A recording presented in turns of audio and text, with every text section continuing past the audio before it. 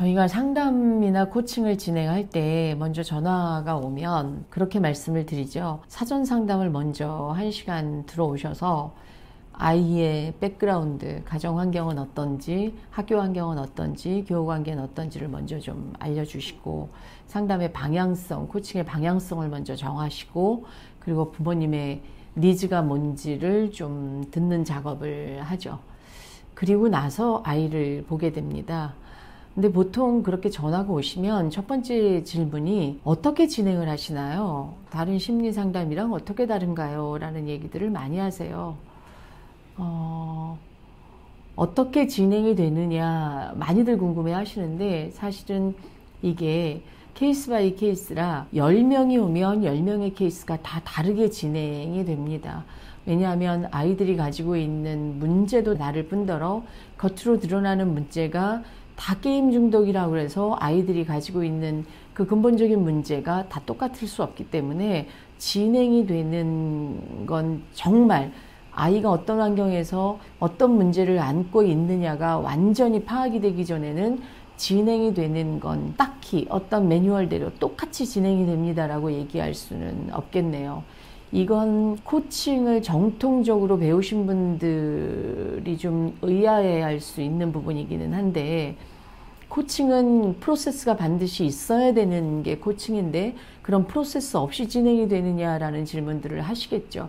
기본적인 프로세스는 쫓아갑니다. 예를 들어서 사전 상담을 하고 아이를 보고 아이를 유전자 지문 적성 검사를 하고 성향을 파악을 하고 그 성향을 바탕으로 아이랑 이야기를 하고 아이의 문제점이 무엇인지 듣고 아이가 해소하고 싶은 게 뭔지를 좀 들어보고 아이 마음속에 무엇이 있는지 듣고, 이러한 기본적인 것들, 기본적으로 아이에게 해야 되는 어떤 질문 프로세스는 가지고 있긴 하지만 아이들의 대답이 다르고 부모님의 대답이 다르기 때문에 그게 어느 방향으로 갈 거다라는 건 말씀드리기가 좀 어렵네요.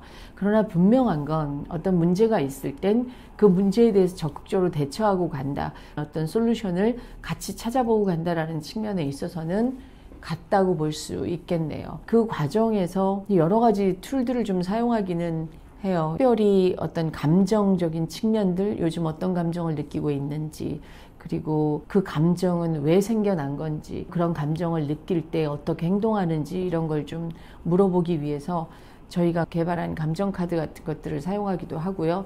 또 다른 분들이 개발한 심리검사 카드들도 쓰기도 하고, 또 소질검사 같은 것들도 진행하기도 하죠. 그림책 코칭도 하죠.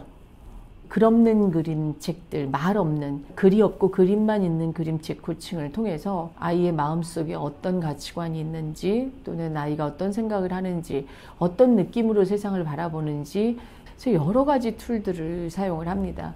어린 아이들 같은 경우에는 그림을 같이 그려보는 작업을 통해서도 아이랑 많은 작업을 좀 해보기도 하죠. 그러면서 아이가 얼만큼 달라지는지 이런 것들도 저희가 파악해보기도 합니다. 예를 들어서 제가 아주 잊을 수 없는 또 케이스 하나가, 7살짜리 아이가 혼자 크는 아이인데 늘 떼를 부리고 화를 내고 고집이 세고, 그림을 그릴 땐 난 노란 크레파스 쓸 거야 절대 양보하지 않고 자기가 그걸 써야지만이 되고, 그걸 이제 쓸 수 없는 상황이 되면 울고 이랬던 아이가 우리 선생님이랑 그림 그리는 코칭을 하는데, 선생님이 이제 그 아이의 입장이 돼서 선생님 이 색 꼭 쓸 거야, 이 분홍색 꼭 쓸 거야, 이거 선생님 줘, 이러고 소리를 질렀더니 그 아이가 평상시 이제 코칭 전에 그 아이의 모습은 울거나 나도 분홍색 쓸 거야 이래야 되는 아이가 선생님 어깨를 두드리면서 7살짜리 여자아이가 선생님 이 색도 참 좋아요, 보라색을 주면서 이 색도 너무 좋아요, 선생님 이 색 좀 써봐요, 이렇게 얘기하는, 그냥 너무 놀래서, 너무 드라마틱해서 사람이 안에 있는 어떤 부정적인 것들이 해소가 됐을 때 어떻게 달라질 수 있는지를 눈으로 본 케이스라고 볼 수도 있고, 그래서 매뉴얼이 무엇이냐, 어떻게 당신 진행하는데 당신네 연구소는 어떤 방법이 있어라고 물으신다면 딱히 어떤 방법이라고 구체적으로 제시하기는 어렵지만 코칭에서 말하고 있는 NLP적인 요소도 가져다 저는 쓰고요. 감성 코칭도 가져다 쓰고 여러 가지 어떤 툴들을 가져다가 쓰죠.